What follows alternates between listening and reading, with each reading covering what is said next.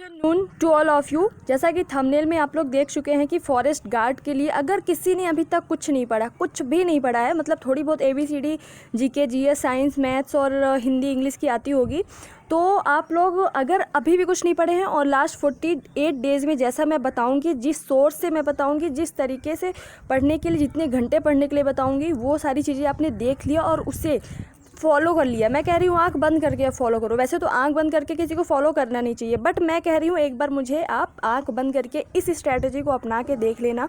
15 दिन ही आप अपना के देख लो। आज एक मॉक टेस्ट दे दो, 15 दिन ये वाली स्ट्रैटेजी अपना के देखो, और अगर मॉक टेस्ट में ना बढ़े नंबर तो आप इसको छोड़ के कुछ और कर सकते हो। इतना मैं बोल रही हूँ। मगर आपको नहीं फिर उसके बाद जचेगा तो आप बिल्कुल भी कुछ और कर सकते हो, क्योंकि इसमें मेरा फ़ायदा तो है नहीं, इसमें आप ही का फ़ायदा है। बहुत लोगों का कॉमेंट आया कि फॉरेस्ट गार्ड की अलग से स्ट्रैटेजी बना दो, तो मैं सोच रही हूँ कि बना दूँ, और मैं लेके आई हूँ बहुत ही अच्छे से। और मैंने शुरुआत इसलिए कि लड्डू गोपाल, मतलब कहीं ना कहीं हर किसी की किसी न किसी में श्रद्धा होती है ना, तो इसीलिए मैं थोड़ा सा सोचा मैंने कि मैं अपने लड्डू गोपाल के दर्शन करा देती हूँ आप लोगों के। और उसके बाद मैं क्या करती हूँ कि जो मेरा जेएल प्रहरी का रिटन एग्ज़ाम क्लियर हुआ था उसका मैं थोड़ा सा आपको दिखा देती हूँ व्यू, देन उसके बाद हम स्ट्रैटेजी पे चलते हैं। देखो, मैं ये रिजल्ट इसलिए दिखा रही हूँ, इसलिए नहीं दिखा रही कि बहुत बड़ी कोई बात मैंने कर ली है। मैं इसलिए दिखा रही हूँ ताकि लोगों का विश्वास बना रहे कि जो मैं क्लियर करती हूँ उसके बारे में ही फिर मैं आगे बताती हूँ कि मेरा एक्सपीरियंस कैसा रहा। और मैंने इसमें बहुत ज़्यादा मार्क्स तो नहीं पाए थे, लेकिन हाँ, फाइनल कट ऑफ जितनी गई थी उससे मैंने सिर्फ 6 नंबर ज़्यादा पाए थे। मतलब मेरे 76 नंबर थे और फाइनल कट ऑफ गर्ल्स की EWS गर्ल्स की 70 गई थी। ठीक है, मेरे मतलब जो कैटेगरी है वो जनरल EWS में आती है, तो 70 गई थी। फाइनल कट ऑफ की बात कर रही है, यानी कि रनिंग वनिंग के बाद फाइनल जो फिजिकल के बाद कट ऑफ होता है उसकी बात कर रही हूँ। 70 पॉइंट कुछ गई थी और मेरे जो ओवरऑल जो नंबर थे 76 थे, बट मेरा रनिंग क्लियर नहीं हुआ था, इसीलिए मतलब मैं फिजिकल से आउट हो गई थी। तो उसका तो कोई गम नहीं है ना, रिटर्न निकलना चाहिए पहले, तो फिजिकल जिसका ठीक होगा तो वो ऑलरेडी निकाल लेगा। तो ये देखो, second result status qualified for second stage, ठीक है, सेकेंड फेज, ये मेरा रिजल्ट था। अब चलते हैं हम स्ट्रैटेजी पे क्या करना है। देखो, ये फॉरेस्ट गार्ड है, ठीक है, लास्ट 48 डेज़ के लिए बताऊंगी। आज का मैं स्किप करके, अगर आप कल से भी स्टार्ट करो, आज 23 मार्च है, कल से आप स्टार्ट करोगे 24 मार्च से, तो आपके पास नेट 48 डेज़ बचेंगे, ठीक है, मतलब एक दिन शायद एक्स्ट्रा ही बचेगा। और 11 मई से पेपर स्टार्ट है, यानी कि कुछ लोगों का 11 मई को होगा और कुछ दिनों तक चलेंगे, एक हफ्ते तक, मे बी 10 दिन तक चलेगा, तो 11 मई से हम हम लोग मान के चलते हैं। और मैंने जैसे कि लिखा है कि अगर कल से भी शुरू करें, मतलब नॉर्मल है, थोड़ी बहुत GK GS सबको आती होगी, बट पर्टिकुलर आपने फॉरेस्ट गार्ड के लिए प्रिपरेशन नहीं करी है और किसी भी एग्ज़ाम में आप फंसे हुए होंगे, अब आपको लग रहा है, अब आपकी आंखें खुल रही हैं कि नहीं अब मेरे को करना है, किसी भी हाल में फॉरेस्ट गार्ड क्लियर करना है, एग्ज़ाम निकालना है, रिटर्न निकालना है, तो आप सही वीडियो पे आए हो। बहुत ही अच्छे तरीके से बात करेंगे, बस आपको पेशेंसली पूरा सुनना पड़ेगा और आप पेन कॉपी लेके बैठे, जैसे मैं बताऊँ वैसे ही आप अपना शेड्यूल बनाते रहेंगे, ठीक है, पहली बात।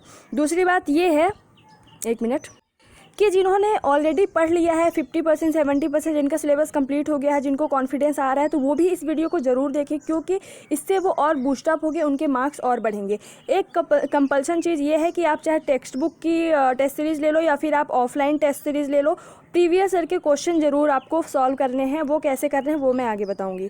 तो देखो, ऐसे जो सब्जेक्ट है, 5 सब्जेक्ट आते हैं, सबको पता होगा, 20-20 पर सब्जेक्ट होते हैं, 100 मार्क्स का 100 क्वेश्चन होते हैं और नेगेटिव मार्किंग नहीं होती। हिंदी हो गया, एक मिनट, हिंदी हो गया, इंग्लिश हो गया, मैथ, साइंस और GK, है ना। तो हिंदी एक ऐसा सब्जेक्ट है, अगर आपने अच्छे से पढ़ लिया तो उसमें आप कितने पा सकते हो, 20 में 20 मैक्स, मतलब 20 में 20 आप पा सकते हो। हिंदी मतलब इन 5 सब्जेक्ट में अगर मैं बोलूँ तो हिंदी एक अकेला ऐसा सब्जेक्ट है जिसमें आप अगर अच्छे से शिद्दत से पढ़ लिए, बहुत ज़्यादा मेहनत भी नहीं लगेगी, लेकिन अच्छे से पढ़ लिए, तो 20 आउट ऑफ 20 पा सकते हो और मिनिमम आप 18 पा सकते हो। मतलब अगर फिर भी आपको लगे कि नहीं मैं पूरे में पूरे नहीं पा सकता, तो 18 आप आराम से ला सकते हो। मैं बोल रही हूँ आराम से ला सकते हो, ठीक है। इंग्लिश में आप बहुत अच्छा, अगर अच्छे से पढ़े, जैसे मैं बताऊंगी, अच्छे से मेहनत करें, शिद्दत से आप डेली 1.5 घंटे 2 घंटे इंग्लिश को दोगे तो 17 से 18 आपके कहीं नहीं जाएंगे। मैथ्स अगर अच्छे से आप कर लिया तो मैथ्स, जैसा कि जब मैंने दिया था तो मैथ्स और साइंस और GK का लेवल थोड़ा सा टफ था। GK में हालांकि MP GK ज़्यादा थी, बट करंट अफेयर्स के और मतलब थोड़ी मिला के चीज़ें टफ थी, ठीक है। तो आप मैथ्स में 16 से 18, मिनिमम वाले 16 टारगेट रखना ही, और मैक्सिमम वाले 18 रखना। साइंस में 15 से 18 जैसा मैं बताऊंगी वैसा करोगे तो मिनिमम 15 to 18 आप ला सकते हो, और जीके में 15 से 17। ठीक है, अब देखो हमारा ये टारगेट है कि मिनिमम टू मैक्सिमम, अगर मिनिमम वाले लाए तो 81, ये टारगेट की बात कर रही हूँ, और मैक्सिमम वाले 91। लोग कहते हैं कि आप तो ऐसे बता रहे हो, अगर बोलने वाले बोल सकते हैं आगे कि हलवा थोड़ी है 81 लाना या फिर 91 लाना। मैं बोल रही हूँ हलवा नहीं है, लेकिन अगर आप 75 का टारगेट ही रखोगे, मैं जब 80 का टारगेट रख के गई थी तब मैं 76 ला पाई। अगर आप 75 का टारगेट रख के जाओगे तो वहाँ पे 70 या फिर 65 पे अटक जाओगे। आपको टारगेट अपने हाई रखने हैं, जितना ज़्यादा मैक्सिमम आप कोशिश करो उतना अच्छा सही है, उतना ही अच्छा है। अगर आपके 80 आ गया तो बहुत अच्छा है, अगर आपके 76 आ गया तो भी अच्छा है, मतलब क्योंकि वैकेंसी बहुत कम है, तो आपको नो डाउट आपको 80+ का टारगेट रखना ही रखना पड़ेगा। ठीक है। अब देखो क्या करना है, कहाँ से करना है। आपके पास आपको पढ़ना कितना है डेली, जो मैं बता रही हूँ गांठ बांध लो। अगर मुझे फॉलो करना है तो अगर सिलेक्शन लेना है तो इसको पूरा जो मैं बता रही हूँ वैसे को वैसे ही फॉलो करेगा। जो फॉलो करेगा शिद्दत से, ऐसा नहीं कि बस मेरी स्ट्रेटजी देखे तो आप बन जाओगे फॉरेस्ट गार्ड, बिल्कुल नहीं। आपको पूरा फॉलो करना पड़ेगा उसी तरीके से। आपको 12 घंटे देने पड़ेंगे कल से। आज आप रिलैक्स रहो, मूवी देख लो, कुछ भी देख लो। RRR मूवी बहुत मस्त है भैया, देख लो, मज़ा आ गया मेरे को, कल मैंने देखी। आज आप मूवी देखो, मैं भी ऐसे करती हूँ। अगर मुझे कोई नई शुरुआत किसी एग्जाम्स के लिए करनी होती है तो मैं एक दिन पहले रिलैक्स होती हूँ, मूवी देखती हूँ, जो भी करना होता है करती हूँ, नेक्स्ट डे से ऐसे फाड़ती हूँ तो मतलब मज़ा आ जाता है। तो आप आज रिलैक्स हो जाओ, कल से आप स्टार्ट करो अच्छे से पढ़ना। 12 घंटे आपको पर डे देने हैं। एक दिन भी आपका 12 से 11 घंटे नहीं होना चाहिए, सुन रहे हो, एक दिन भी 12 से 11 घंटे नहीं हो, चाहे वो संडे हो, चाहे मंडे हो, चाहे ट्यूसडे। ठीक है, तो देखो 12 घंटे आपको देना है। 48 × 12 करेंगे तो कितना आएगा, 576 घंटे हमारे पास है आज को छोड़ने के बाद। अब देखो क्या करना है, हिंदी में क्या करना है और कैसे करना है, कहाँ से करना है। आपको 1.5 घंटे टोटल डेली के हिंदी को देना है, 1.5 घंटे। ठीक है, प्रीवियस ईयर के क्वेश्चन को छोड़ते हुए आपको हिंदी के 1.5 घंटे देना है। उस 1 घंटे में ल्यूशन की हिंदी सबके पास होगी, नहीं होगी तो ले आओ भैया, वो बहुत अच्छी है ल्यूशन की हिंदी। पटवारी में भी वहीं से आ रहा है, मैंने बार बार पटवारी के लिए भी बोला था कि हिंदी आप वहीं से पढ़ो। और एक बात और कि हिंदी की मैं मैराथन लाऊंगी, 3 घंटे 2 से 3 घंटे, 1 मिनट जेरी। तो मैं वो हिंदी 3 घंटे की ऐसी रहेगी कि उसमें सारे सब्जेक्ट लगभग 15 से 20 सब्जेक्ट, सॉरी बोल रही हूँ, सारे चैप्टर्स रहेंगे 15 से 20, लेकिन 3 से 4 घंटे में मोस्ट इंपॉर्टेंट, जैसे मैंने पढ़ा है पटवारी के लिए, मुझे हिंदी हालांकि टफ आ रही है बट मैं उसको बहुत अच्छे से, जैसा मैंने पढ़ा वैसे ही करवाऊंगी।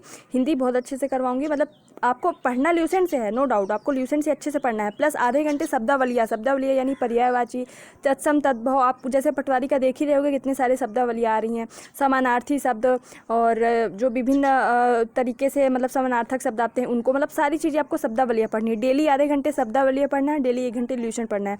उसके बाद में सिर्फ एक रिवीजन और मोस्ट इंपॉर्टेंट, अगर आपका उनमें से भी कुछ छूट जाएगा तो मैं करवा दूंगी 3 से 4 घंटे में हिंदी आप इतना कर लोगे ना, आपके आउट ऑफ 20 आ सकते हैं, और बहुत गिरी हालत में तो 18 से 19 आएंगे। ठीक है, इतनी रही हिंदी की बात। ठीक है, अब आते हैं इंग्लिश पे।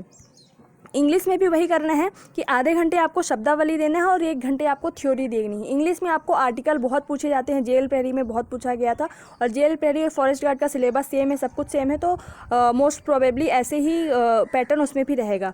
तो ठीक है, आपको आर्टिकल हो गया, प्रीपोजिशन, मैं 1-2 दिन में फॉरेस्ट गार्ड की जो मोस्ट इंपॉर्टेंट टॉपिक है हर सब्जेक्ट की वो भी मैं आपको बता दूंगी। तो इंग्लिश आपको देखो, अगर मैं बार बार पहले से ही कह रही हूँ कि तिलक एकेडमी से आप लोग पढ़ लो, जेल प्रहरी वालों और फॉरेस्ट गार्ड वाले दोनों लोग। और अगर आपको यहाँ इस वीडियो पे नहीं अच्छा लग रहा है तो आप कोई भी मतलब कहीं से भी आप चाहे बुक फॉलो करो, चाहे वीडियो फॉलो करो, जो भी फॉलो करो, 1 घंटे डेली आपको एक चैप्टर्स आपको निपटाने हैं इंग्लिश के, और फिर उसके बाद रिवीजन, और आधे घंटे आपको शब्दावली यानी एंटोनिम्स, सिनोनिम्स और इडियम फ्रेजेस वगैरह वगैरह आपको शब्दावलियाँ पढ़नी पड़ेंगी। ठीक है, इंग्लिश में इतना पढ़ लो। मैं तो कह रही हूँ सिर्फ आप तिलक एकेडमी पढ़ लो, सारे चैप्टर्स अच्छे से नोट्स के साथ, जैसे वो नोट्स उन्होंने बनवाए हैं सर वैसे ही आप बना लो, और साथ में क्या करो, आधे घंटे की वोकैबुलरी करवा दो। ज़्यादा हुआ, मैंने कुछ 3-4 वीडियोज़ करवाए हुए हैं, आप लोग जाके देख सकते हो। अगर अच्छा लगे, आपको लगे कि वो सही है तो आप लोग उस पर कमेंट कर देना। अगर अच्छे खासे कमेंट आ गए कि हाँ बेनिफिट है हमारे लिए, तो मैं आगे भी उसको कंटिन्यू कर दूंगी। ठीक है, वोकैबुलरी से। तो इस तरीके से आपका इंग्लिश कंप्लीट हो जाएगा। 17 से 18 नंबर इसमें भी कहीं नहीं गए हैं। अब देखो, साइंस थोड़ी सी टफ लगी थी मुझे जेल प्रहरी में, हालांकि मेरा पीएससी है तो उस हिसाब से मुझे टफ़ नहीं लगी थी, लेकिन मुझे ये पता था कि जिनका बैकग्राउंड पीएससी नहीं होगा या फिर जो थोड़ा सा डीप में साइंस को नहीं पढ़ते होंगे उनके लिए थोड़ी टफ़ होगी, लेकिन इतनी भी टफ़ नहीं थी। तो आपको साइंस थ्योरी वाली करनी है। क्या करनी है? साइंस थ्योरी वाली करनी है।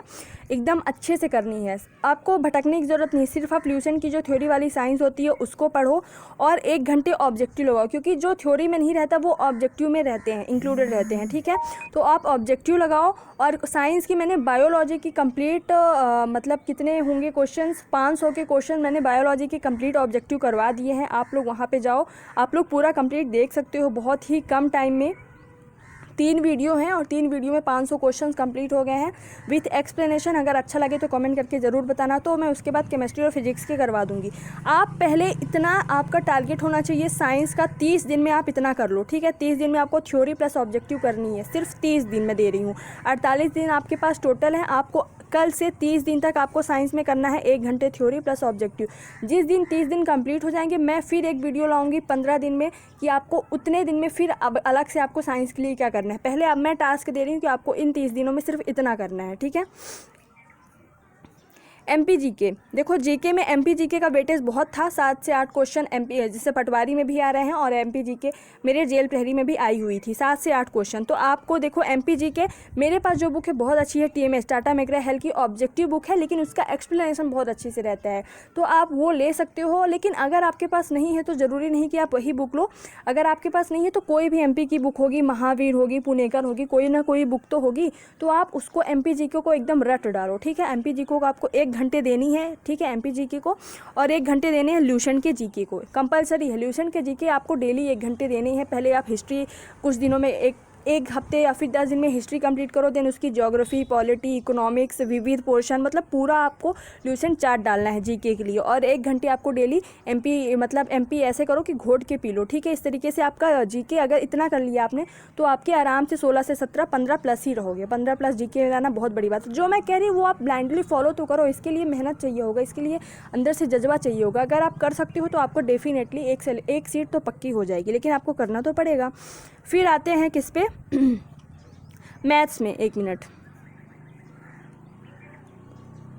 देखो मैथ्स में क्या है, देखो आपके 7 घंटे ऊपर हो गए ये 4 सब्जेक्ट में, ठीक है। किसमें हिंदी, इंग्लिश, जीके और साइंस में ये 7 घंटे आपके चले गए।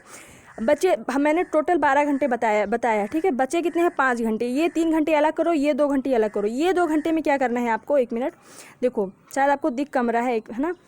ये 2 घंटे में 1 मिनट, देखो इन 2 घंटों में क्या करना है। मॉक टेस्ट आपको 2 दिन में 1 दिन लगाना है। अगर मान लो आपने कल मॉक टेस्ट नहीं लगाया तो कल आपको क्या पढ़ना है, मैथ्स पढ़ना है, ठीक है, मैथ्स पढ़ना है, ठीक है। मॉक टेस्ट आपने कल नहीं लगाया है तो मैथ्स पढ़ना है। और जिस दिन मॉक टेस्ट लगाओगे उस दिन क्या करना है आपको, मैथ्स तो पढ़ना ही है। उस दिन आप करंट अफेयर्स ना पढ़ो, मैथ्स और करंट अफेयर्स को मैथ्स और रिवीजन को आप कर सकते हो क्या, मतलब मैं बता रही हूँ, 1 मिनट में खुद यहाँ पे हाँ देखो क्या करना है। देखो मॉक टेस्ट आपको 2 दिन में 1 लगाने हैं, और ये जो रिवीजन वाला पोर्शन मैंने ये जो 2 घंटे का दिया है वो 2 दिन में 1 करना है ना। तो देखो अगर आपने कल क्या किया, कल 2 घंटे आपने मॉक टेस्ट नहीं लगाया तो उस 2 घंटे जो बचेंगे उसमें आपको मैथ्स लगाना है। परसों आप 2 घंटे मॉक टेस्ट दोगे पर इस 2 घंटे में रिवीजन नहीं करोगे, तो इसमें आपको रिवीजन करना है। मतलब मैथ्स आपका डेली चलता जाएगा, लेकिन एक दिन आप मॉक टेस्ट दोगे और एक दिन रिवीजन दोगे, ठीक है। ये 4 घंटे आपको, इन 4 घंटों में से 2 घंटे मैथ्स तो डेली चलेंगे, लेकिन एक दिन रिवीजन चलेगा साथ में 2 घंटे में, और एक दिन मॉक टेस्ट चलेगा, ठीक है। आई होप कि आप लोग समझ पा रहे होंगे। और 1 घंटे आपका क्या है, करंट अफेयर्स डेली पढ़ना है। करंट अफेयर्स डेली पढ़ना है, उनमें से क्या, करंट अफेयर्स आप क्रैक एग्जाम से पढ़ सकते हो, बहुत अच्छा पढ़ा रहे हैं। या फिर आप कोई भी बुक ले लो, तथ्यवान ले लो, कोई सी भी बुक ले लो, और साथ में क्या करना, लास्ट में निर्माण आईएएस की पतली सी बुकलेट आती है, या फिर एमपी की कोई सी भी आप बुकलेट ले लो। एमपी का करंट अफेयर्स जरूर पढ़ना है। एमपी के करंट अफेयर्स से जरूर क्वेश्चन आने वाले हैं फॉरेस्ट गार्ड में, ठीक है। तो करंट अफेयर्स पढ़ना अच्छे से डेली से अभी से पढ़ो, क्योंकि लास्ट में बर्डन ना हो पाए। और साथ में इस तरीके से मॉक टेस्ट 2 दिन में एक दिन दो, और देखो साथ में रिवीजन तो करना ही है आपको 2 दिन में 1 दिन, ठीक है, डेली 2 घंटे, 2 दिन में 1 दिन। और अलग से क्या करना है रिवीजन, कैसे 5 दिन पढ़ना है आपको। अगर आप कल से स्टार्ट कर रहे हो तो 5 दिन पढ़ो, और फिर 2 दिन सिर्फ और सिर्फ रिवीजन। जो 5 दिन में आपने पढ़ा है उनका रिवीजन आप नेक्स्ट 2 दिन में करो, देन फिर 5 दिन आप पढ़ो, फिर नेक्स्ट 2 दिन में रिवीजन, देन फिर 5 दिन पढ़ो, फिर नेक्स्ट 2 दिन में रिवीजन। तो इस तरीके से आपका रिवीजन चलता रहेगा। और जो डेली 2 घंटे के हम लोग ने बनाया है यहाँ पे रिवीजन के लिए 2 दिन में 1 दिन, तो उससे तो होता ही रहेगा, ठीक है। शेड्यूल कैसा होना चाहिए, तो शेड्यूल ऐसा होना चाहिए 7 to, अगर मैं मिनिमम की बता रही हूँ कि आपको कम से कम 7 बजे तो उठ ही जाना चाहिए। 1 मिनट, कम से कम कितने बजे उठ जाना चाहिए? 7 बजे उठ जाना चाहिए, ठीक है। 7 से 10 जब एक बार पढ़ो तो 3 घंटे का टाइमर लगा के, जैसे टाइमर सबके फ़ोन पे होता होगा, जब क्लॉक वाले उस पे ऐप पे जाओगे तो टाइमर लगा के पढ़ो 7 से 10, यानी 3 घंटे लगातार पढ़ने हैं उसमें। अब सुबह क्या किया करो कि साइंस या फिर जीके को ज़्यादा मतलब प्रीफर किया करो कि सुबह टाइम पे मैथ्स, इंग्लिश, हिंदी की बजाय आप, क्योंकि जो माइंड हमारा सुबह जब सो के उठते बहुत फ्रेश रहता है, तो आप ये सारी चीज़ें बहुत मैटर करती हैं कि कौन से टाइम पे कौन सी सब्जेक्ट पढ़ रहे हो आप। तो 7 से 10 आप पढ़ो, ल्यूशन पढ़ लो, एमपीजी के पढ़ लो, साइंस पढ़ लो, है ना। तो सुबह 7 से 10 एक स्लॉट बैठ जाओ। 10 से 11 आप नाश्ता करो, खाना खाओ या फिर नहाना धोना, फ्रेशन अप जो भी करना हो करो। 1 घंटे का टाइम मिल गया देना। फिर 11 से 2-3 घंटे के लिए फिर से बैठो, दूसरा स्लॉट। दोपहर में क्या कर सकते हो? मैथ्स लगा सकते हो, इंग्लिश पढ़ सकते हो, ठीक है। फिर आपको क्या करना है, फिर यहाँ पे 4 बजे 2 घंटे का मैंने गैप दिया, 2 से 4 2 घंटे का गैप, उसमें आप थोड़ा सा सो सकते हो, थोड़ा सा रेस्ट कर सकते हो, खाना खा सकते हो।